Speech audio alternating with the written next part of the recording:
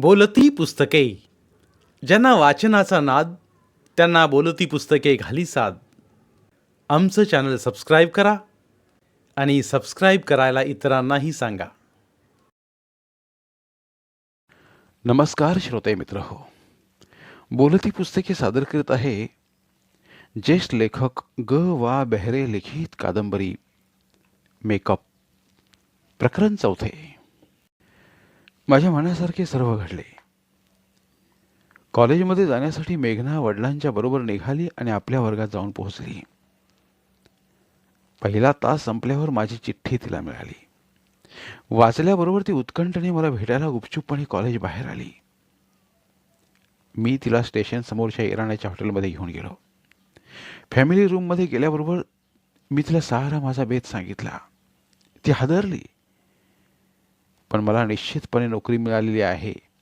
गेल्याबरोबर आपल्याला लग्न करायचं आहे आणि आता मी केवळ असिस्टंट राहिलो नसून एक दिग्दर्शक झालो आहे हे समजल्यावर आणि विशेषतः मी तिच्यासाठी केलेले मंगळसूत्र पाहिल्यावर ती तयार झाली. अर्थात एक साहस हे आकर्षण तर त्यात होतच, पण त्याहीपेक्षा आपलं आयुष्य निश्चित बदलणार आहे आणि ते आपले आपण बदलणार आहोत हा निग्रह विशेष स्वरूपाचा वाटला असावा. पण वडिलांनी शोधाशोध केली तर काय, या तिच्या प्रश्नावरही माझे उत्तर होतेच. मी सांगितलं की स्टेशनवर माझी वाट पाहत राजहंस कला मंदिराचे व्यवस्थापक पत्की उभे आहेत. वकिलाकडून जे पत्र मी तयार करून आणलं आहे त्यावर सही करून ते त्यांच्याकडे द्यायचे. त्या पत्राची एक प्रत दामल्यांना द्यायची, दुसरी प्रत दादाजींकडे द्यायची. पोलीस चौकशी झालीच तर ती प्रथम दादाजींकडे होईल आणि दादाजी आपले अक्कल हुशारीने तो प्रसंग हाताळतील. पत्रात आपण वयात आलेले असून राजी खुशीने राघव केदारी यांच्याशी विवाहबद्ध होत आहोत असे लिहिलेले होते. त्यामुळे कायदेशीर असा कोणताही अडथळा पोलीस निर्माण करू शकणार नाहीत अशी तिची खात्री पटवण्यात मी यशस्वी झालो. पत्कींना विश्वासात घेतलेलेच होते. मी बरोबर काय काय घेतले आहे हे जेव्हा तिला सांगितले तेव्हा ती चकित होऊन माझ्याकडे पाहायलाच लागली. कपडे, स्त्रीला लागणारे प्रसाधन साहित्य वगैरे साऱ्या गोष्टींचा विचार करून इतका योजनापूर्वक बेत आखलेला असेल याची तिला कल्पना नव्हती. थोड्या अभिमानाने आणि कौतुकाने तिने माझ्याकडे पाहिले. तिच्या डोळ्यांत जेव्हा विश्वास दिसला तेव्हा हा बेत यशस्वी झाला हे माझ्या लक्षात आलं. गाडीची वेळ होत आलेली होती. मेघनेला परत संशयाचे जाळे निर्माण करायला वेळ सुद्धा न देता मी तिला स्टेशनवर नेले. बॅगा घेऊन तिथे पत्की उभेच होते. आम्हाला पाहता क्षणीच त्यांनी हसून आमचे स्वागत केले, शुभेच्छा दिल्या आणि मी त्यांच्याजवळ पोचवायची पत्रे दिली. ती घेऊन ते निघून गेले. विजय राघवनला तार करण्याचे आश्वासनही त्यांनी दिले. स्टेशनवर आपल्याला ओळखणारे कोणी आहे किंवा काय इकडे मेघनेचे लक्ष होते, पण तसे काही फारसे घडले नाही. अगदी थांबून ओळख दाखवणारे कोणी भेटलेच नाही. आपण पोचवायला आलोत अशा थाटात मेघना शेवटपर्यंत प्लॅटफॉर्मवर उभी होती. गाडी सुरू होणार एवढ्या चटकन माझा हात धरून ती गाडी चढली आणि आम्ही तडक आमच्या कुपेमध्ये गेलो. कुपेचे दार बंद करीपर्यंत गाडी चालू सुद्धा झाली. मेघनेचा हात अजून माझ्या हातातच होता. तिने राहू दिला. तो आधार म्हणून की नव्या साहसी वाटचालीत स्निग्धता निर्माण व्हावी म्हणून हे सांगणे कठीण आहे. आम्ही आता एकमेकांचे कायमचे जीवनसाथी होणार होतो यात कसली शंका नव्हती. सुरक्षित बंदिस्त अशा कुपेमध्ये आमच्या मनाची धडपड आता संपली होती आणि नव्याने वेगळी सुरू झाली होती. आयुष्यात एवढ्या चांगल्या शालीन स्त्रीचे सहचर्य माझ्यासारख्याला प्रथमच मिळाले होते.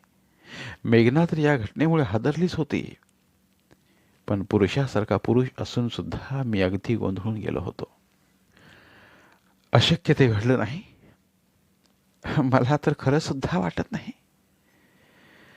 खरं तर आपली नीट चांगली ओळख सुद्धा नाही. लग्नाबाबत आपण गंभीरपणे बोललेलो सुद्धा नव्हतो. असा धीट निर्णय तू कशाच्या बळावर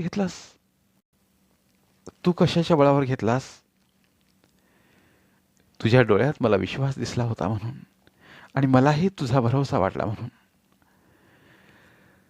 तुझा भरोसा खरा करण्यासाठी आपण मद्रासला जाऊन आपला लग्नविधी पुरा होईपर्यंत अगदी एकांत असला तरी सुद्धा मी तुला स्पर्श करणार नाही. हा, इतकं काही कन्झर्वेटिव्ह असण्याची गरज नाही. पण तेवढी गोष्ट टाळून. तेवढी म्हणजे कोणती? हे बघ, उगाच अडाणीपणाचा सोंग आणू नकोस. तुला मी काय म्हणते ते समजलंय. समजलं ग, सगळं समजलं. पण कृतीत आचरता आलं पाहिजे ना. जिच्याबरोबर 36 तासाने आपलं लग्न व्हायचंय अशा तरुण आणि विलक्षण सुंदर स्त्रीबरोबर 36 तास शेजारी शेजारी नुसतं बसून काढायचे आहेत. अशा वेळेला संयम पाळणं अशक्य आहे काय? हे पहा, आता मी तुझी बायको होणार आहे. तुझ्याशी लग्न करणार आहे. हावरटपणानं आधाशीपणानं सुख ओरबडून घेण्यात काय मजा आहे? एवढा सुद्धा संयम ज्याला पाळता येत नाही अशा प्रियकरावर प्रेम तरी कसं करणार? आता प्रश्न केवळ काही तासांचा आहे. मी माझं आयुष्य आता तुझ्यावर सोपविते आहे ते केवळ विश्वासावर. मला सुद्धा माझंच आश्चर्य वाटतंय. इतक्या बंदिस्त वातावरणात वावरल्या माझ्यासारख्या मुलीनं हे धाडस केलंच कसं? मी हसलो. तिला आपल्या जवळ ओढली आणि तिचं मस्तक आपल्या छातीवर टेकवीत म्हणालो, एका फारशा न शिकलेल्या उच्च वातावरणात न वाढलेल्या माझ्यासारख्या निराधार माणसावर तू प्रेम केलंच कसं याचा मी विचार करतोय. तुझ्या डोळ्यांत जो करारीपणा आहे, जे तिखट धार आहे, त्यानं तुला दुःख होईल असं काही माझ्याच्यानं होणार नाही.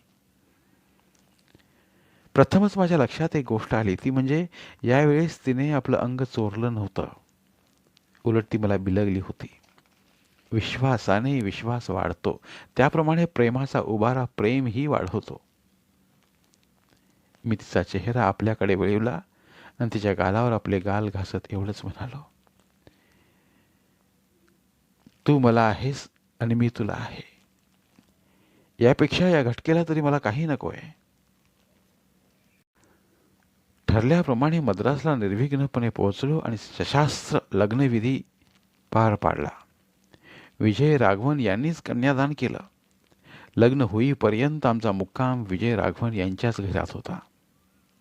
लग्न झाल्यावर मात्र स्टुडिओ जवळच असणाऱ्या स्वतंत्र जागेत आम्ही प्रवेश केला आणि आमचा संसार सुरू झाला. या गोष्टीला आता कितीतरी वर्ष झाली. प्राध्यापक दामल्यांचा विरोधही उरला नाही. परंतु तो सारा प्रसंग मात्र आमच्या चित्रपटसृष्टीत दंतकथा म्हणून वापरला जातो. ओळखीच्या वातावरणात मुंबईत माझे निवांतपणे चाललेलं आयुष्य सोडून मला अगदी अपरिचित अशा मद्रासला स्थायिक व्हावं लागलं, ते मेघनेमुळे. मी आल्या आल्या जर पहिली कोणती गोष्ट केली असेल तर तमिळ भाषेचा एखाद्या विद्यार्थ्याप्रमाणे साक्षेपानं अभ्यास केला. सुदैवानं ज्या चित्रपटाच्या दिग्दर्शनासाठी मी इथे आलो होतो ते रक्तबीजम हे चित्रही कल्पनेपलीकडे यशस्वी झाले. पैसा, कीर्ती या साऱ्या गोष्टी यथाक्रम माझ्याकडे चालून आल्या. मी 4-5 चित्रपट विजय राघवन यांच्याबरोबर काढले. ते सारेच यशस्वी झाले. याचं कारण यशस्वी असणाऱ्या मराठी चित्रपटांच्या तामिळी भाषेतल्या त्या आवृत्त्या होत्या. कथा, चित्रकथा, दिग्दर्शन सारेच माझे असे. त्यामुळे पैशांचा ओघ वाढू लागला. विजय राघवन कुटुंबाशी माझे संबंध घरगुती स्वरूपाचे राहिले. जरी मी स्वतःच्या मालकीचा स्टुडिओ उभा केला, स्वतःची चित्रपट संस्था काढली, तरी मी त्यांच्यासाठी सुद्धा अधूनमधून चित्रपट काढीत होतो. तामिळ भाषेच्या आणि चित्रपटांच्या जगात मला स्वतंत्र कीर्ती प्राप्त झाली. माझं घर झालं, स्टुडिओ झाला आणि इतक्या अल्पावधीत की हे सारे मला मुंबईला राहून आयुष्याच्या अखेरपर्यंत मिळवता आलंच नसतं. दादाजींच्या कृपेनंच मी चित्रपटसृष्टीत आलो. त्यांच्यामुळे चित्रपट दिग्दर्शनाचे पहिले स्वतंत्र काम मला मिळाले आणि ते मिळाले म्हणूनच मेघनेसारख्या देखण्या स्त्रीशी माझे लग्न झाले. मेघना विलक्षण सुंदर होती. त्यामुळे खरं तर तिच्याशी प्रतारणा करण्याचा विचार माझ्या मनात कधी यायला नको होता. काही दिवस मी संयम पाळला, पण भरतच्या जन्माच्या वेळेस बाळंतपणासाठी म्हणून मेघना मुंबईला गेली आणि माझ्या आयुष्यात स्त्रियांची ये-जा सुरू झाली. मी चित्रपट क्षेत्रात नाव कमवू लागलो, तसतसे माझ्या भोवतालचे जगही बदलू लागले. रोज नवनव्या तरुण मुली चित्रपटात शिरण्याच्या आमिषाला बळू पडून सिनेमाच्या क्षेत्रात येऊ लागल्या. त्यातील 10-5 मुलींना सिनेमात संधी मिळे. बाकीच्या कुणाच्या तरी रखेल्या किंवा पुढे पुढे तर कॉलगर्ल म्हणून स्थिरावत. अशाच कालक्रमणेत चंद्रकला माझ्या भरत स्टुडिओच्या प्रांगणात एक दिवस अचानकपणे आली आणि मला तिच्यात एक वेगळी चमक दिसली. म्हणून मी तिच्यात एरवीच्या मानाने अधिक गुंतलो. एरवी माझा स्त्री पुरुष संबंध इतका शारीरिक असे की त्यात गुंतागुंतीचा प्रश्नच उत्पन्न झाला नाही. माझ्या या तशा अर्थाने स्वैर असलेल्या जीवनाची काहीच बातमी मेघनेला लागत नव्हती असं नाही. तिला काही गोष्टींचा थांगपत्ता लागत असणारच. पण ज्या व्यवसायात मी उभा जन्म घालवला त्या व्यवसायातील नीतिमत्तेची, माझ्या स्वभावाची आणि एकूणच मला प्राप्त होणाऱ्या संधींची तिला जाण होती. माझ्याबद्दल काही वार्ता कानी आलीच तर ती खोटी आहे आणि आपला नवरा इतक्या सहजासहजी घसरणार नाही असे ती सांगणाऱ्याजवळ म्हणायची. लोकांना त्याचे आश्चर्य वाटे, कारण नाही म्हटले तरी लहान मोठ्या प्रकरणांचा थोडाफार गवगवा होई. पण त्या सर्व गोष्टींकडे तिने जाणीवपूर्वक पाठ फिरवली होती. पहिल्यांदा मेघनेचा हा मला भोळसटपणा वाटला. तो भोळसटपणा नव्हता तर तो शहाणपणा होता हे इतक्या वर्षानंतर माझ्या लक्षात आले. कारण पापाला एकदा स्वीकृती मिळाली की मग माणूस निर्लज्ज बनतो. आपण आपल्या बायकोपासून अनेक लफडी चोरून ठेवतो याचा एक शर्मिंदेपणा नाही म्हटलं तरी माझ्याजवळ असायचा आणि या शर्मिंदेपणामुळेच अपराध लपवण्यासाठी माझ्या घरातील वागणे नेहमीच अधिक आपुलकीचे असे. त्यावर मेघना खुश होई. शिवाय एका मागोमाग एक भरत, ललिता आणि अश्विनी अशी मुलेही तिला होत गेली. या मुलांच्या रगाड्यात व जबाबदाऱ्यात ती रमवून गेली होती आणि त्या घरगुती आनंदोत्सवात व जबाबदाऱ्यात अधूनमधून का होईना पण सामील होण्यास ती मला भाग पाडू शकत होती. परप्रांतात येऊन तिने अनेक मित्र मैत्रिणी जोडल्या होत्या. मराठी माणसांचे, सिने कलावंतांचे एवढेच नव्हे तर सुसंस्कृत अशा अनेक माणसांचे आमचे घर म्हणजे एक केंद्रस्थान झालं होतं. ती पण माझ्या इतकेच तामिळ सफाईने बोलू शकत होती. ती मुळात सुंदर होतीच, शिवाय 3 मुले होऊनही तिने आपला टवटवीतपणा कायम राखला होता. का कुणास ठाऊक, तिचा मला उगाचच एक धाक वाटत असे. माझ्यापेक्षा तिचे वाचन चांगले होते. अधूनमधून ती इंग्रजी, मराठी, तामिळ या तिन्ही भाषात बऱ्यापैकी लेखन करायची. लहान समूहासमोर मोजके पण ठसठशीत भाषण करायची. घरचा सारा कारभार तीच सांभाळायची. पण कुठल्याही चित्रपटाच्या मुहूर्ताला म्हणून सुद्धा ती स्टुडिओत यायची नाही. अगदीच अत्यावश्यक असेल व आपली गैरहजेरी अकारण जाणवेल तेवढ्या प्रसंगापुरती नाईलाज म्हणून ती माझ्याबरोबर येई. तिच्या या क्षमाशील, उदार आणि शहाणपणाच्या वागणुकीमुळे मलाच माझ्या वागण्यावर पुष्कळदा नियंत्रण घालावे लागे. स्त्रीला आपला प्रियकर किंवा पती सर्वथा आपला असावा असे वाटते. पण ही स्वामित्वाची अहंकारी वृत्ती तिने केव्हाच धारण केली नाही. त्यासाठी कोणताही कलह आमच्या घरात झाला नाही. माझ्या अन्य जीवनात ती डोकावलीच नाही किंवा माझ्या अन्य गोष्टींची चाहूल तिला लागली आहे असे कधी तिने दाखवले नाही. इतर प्रकरणांपेक्षा चंद्रकलेच्या प्रकरणात मी थोडा अधिक गुंतलो होतो. त्यामुळे एक अनवस्था प्रसंग निर्माण झाला होता. काय रुसण्या फुगण्यातून चंद्रकलेचा आणि माझा संबंध भावनात्मक पातळीवर येत होता. एकदा रात्री मी कबूल केल्याप्रमाणे तिच्या घरी गेलो नव्हतो, तेव्हा तीच माझ्या घरी आली. माझे आणि तिचे काही संभाषण चालू होते. एवढ्यात मेघना बाहेर दिवाणखान्यात आली. मी आमचे चालू असलेले संभाषण थांबवून थोडी सारवासारव करून मेघनीची आणि तिची ओळख करून द्यायला लागलो. यावर हसून मेघना म्हणाली, यांची माझी ओळख करून देण्याची गरज नाही. मी यांना ओळखते. पण कोणत्याही परिस्थितीत त्या या घरी आलेल्या मला चालणार नाहीत. त्यांचं जे काही काम असेल ते त्यांनी खुशाल उद्या सकाळी तुम्ही स्टुडिओत गेल्यावर करावे. आता त्या आलेल्या आहेत म्हणून गृहस्थी धर्माला जागून मी त्यांच्यासाठी कॉफी आणली आहे. पण यापुढे त्यांनी घरी येण्याची मुळीच आवश्यकता नाही. वातावरण थोडे तंग झाले आणि ते होणारच होते. चंद्रकलेला वाटत होते की माझ्या बायकोने जवळपास तिला हकलून देण्याची केलेली भाषा मला आवडणार नाही. मी चंद्रकलेची बाजू घेईन, पण तसे करणे मला शक्य झाले नाही. अशा संबंधात आणि घटनात चारित्र्याचे काय तेज असते याचा मला प्रथमच प्रत्यय आला. चंद्रकला तशी अनगड आणि संस्कारहीन मुलगी होती. आपल्याला इथे येण्याचा अधिकार नाही आणि आपली समोरच्या या तेजस्वी स्त्रीशी कधी तुलनाच होऊ शकणार नाही. या जाणीवेने आलेला राग गिळून टाकत तिने कॉफीसुद्धा न घेता घरातून काढता पाय घेतला. तिच्या येण्याचा किंवा तिच्या आणि माझ्या संबंधांचा इतका जाहीर उघड असा पुरावा हाती येऊन सुद्धा मेघना या विषयावर एक शब्दही बोलली नाही. फक्त त्या एकाच रात्री तिने मला स्पर्श सुद्धा करू दिला नाही. एवढंच नव्हे तर ती आमच्या शय्यागृहाऐवजी मुलांच्या खोलीत जाऊन झोपली. तिचे ते अबोल परंतु निषेधात्मक वागणं मला पुष्कळ काही सांगून गेलं. मेघनेचे माझ्यावर प्रभुत्व किती आहे हेही मला जाणवलं. तिची क्षमा मागावी असं मला वारंवार वाटत होतं, पण तेवढ्यासाठी सुद्धा माझ्या अपराधांची कबुली देण्याची हिंमत माझ्यात उरली नव्हती.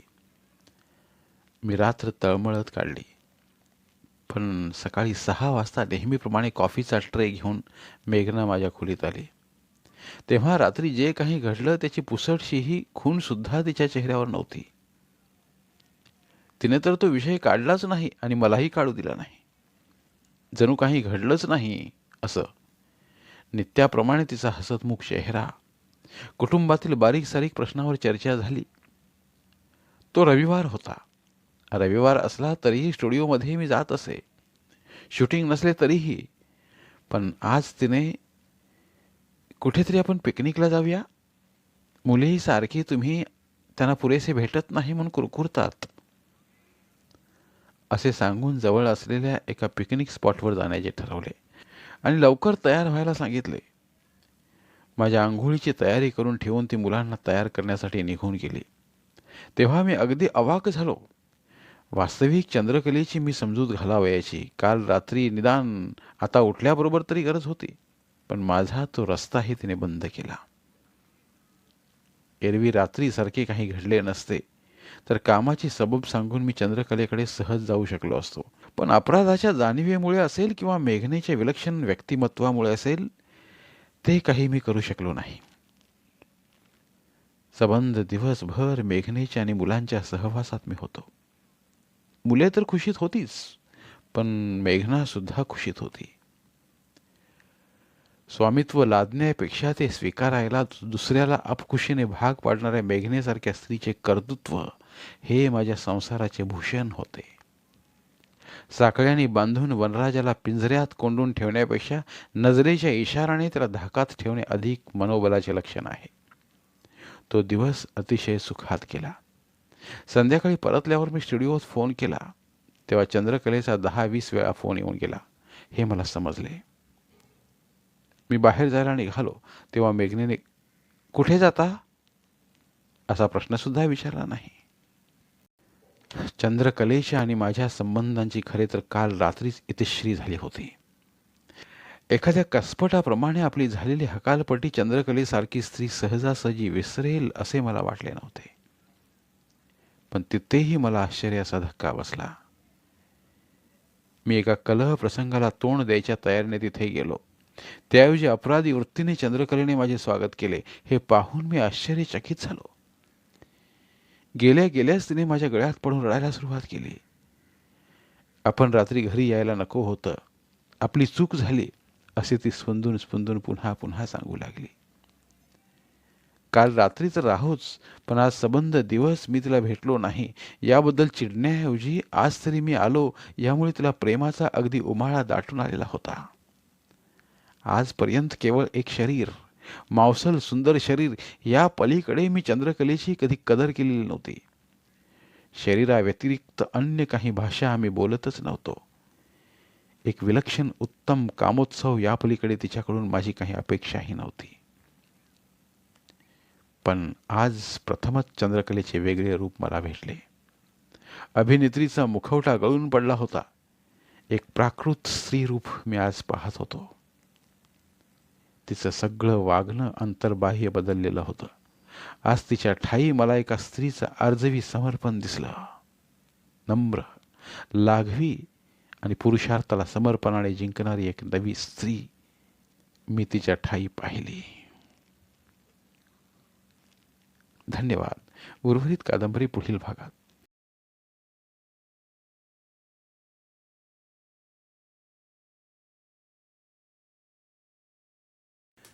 धन्यवाद प्रिय श्रोते मित्र हो. आपल्यासाठी एक आवाहन.